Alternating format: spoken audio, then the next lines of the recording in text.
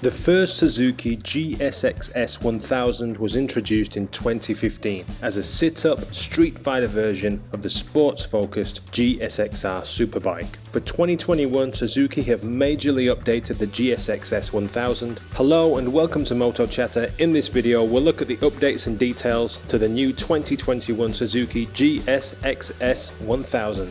Let's dive in.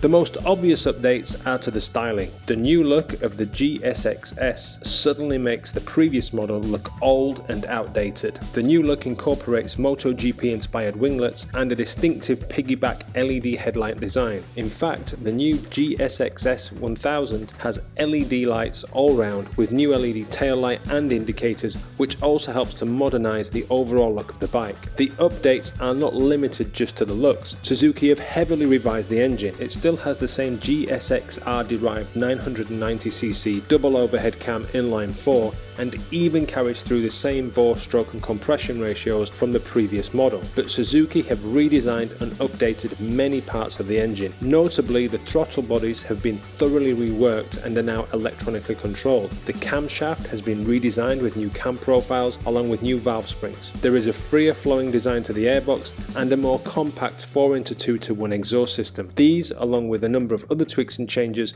result in a power gain while ensuring the new GSX S is Euro 5 compliant. Peak power is now 150 horsepower at 11,000 RPM, while peak torque is down from 108 Nm to 106 Nm at 9,250 RPM, although Suzuki are keen to point out that there is a 1.8% cumulative torque gain on the new S-1000. This is achieved because the new bike has a significantly broader and linear torque curve. Many of the peaks and troughs from the previous model's torque characteristics have been ironed out, which Suzuki say results in a consistently abundant power delivery with torque enhancements, most notably through the mid to high RPM range. The new bike also benefits from a new slip and assist clutch with a lighter feel. To go along with this, changing through the gears is further helped by the addition of an up and down quick shifter, made possible by the new ride-by-wire throttle system. The ride-by-wire throttle also allows for significant modernization of Suzuki's electronic package, now coming with a new drive mode selector with 3 maps, A, B and C,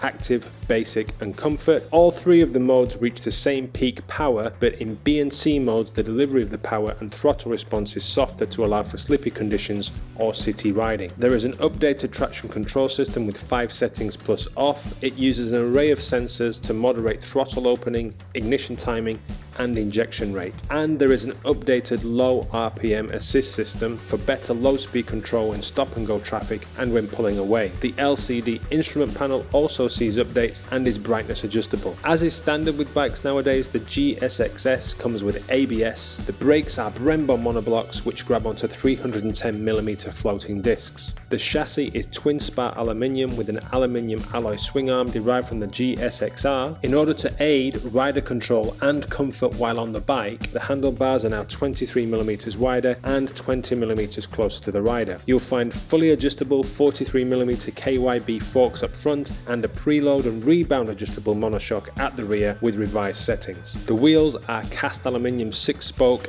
and the new GSX S is supplied with custom engineered Dunlop Road Sport 2 tyres with a 120/70 ZR17 at the front and the rear measuring in at 190/50. The fuel tank has been redesigned and capacity is up 2 litres to 19 litres with a range of 194 miles and a claimed 46.3 mpg. The curb weight is 214 kilograms and a narrower design to the seat and bodywork should make firmly planting your feet on the ground easier. Seat height is 810mm. There are over 25 optional accessories for the new GSX S-1000. These range from protective and aesthetic modifications made from billet or carbon to painted calipers and heated grips. The 3 colour options are metallic Triton Blue, mechanical matte grey and glass spark gloss black.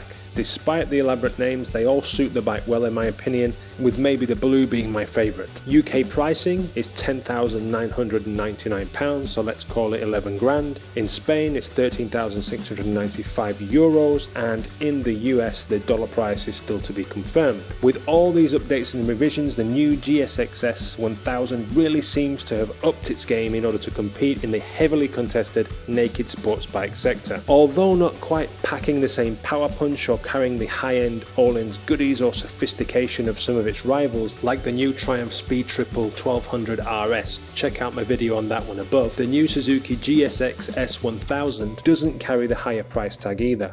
Suzuki have focused on building a modern and effective package for the road, and with the potential to have such a package while leaving a few £1,000s, euros or dollars in the bank account, it could prove to be a very tempting option. Is it an option that you would consider? And what do you think to the new look? Better or worse? I certainly think it looks a lot more modern, and Suzuki have done a really good job in bringing this bike up to date. Let me know in the comments below. I'd be really interested to know your opinion, and remember to subscribe for plenty more motorcycle videos to come. If you like the video, go ahead and give it a thumbs up, and whatever you do, have a great day, and thanks for watching.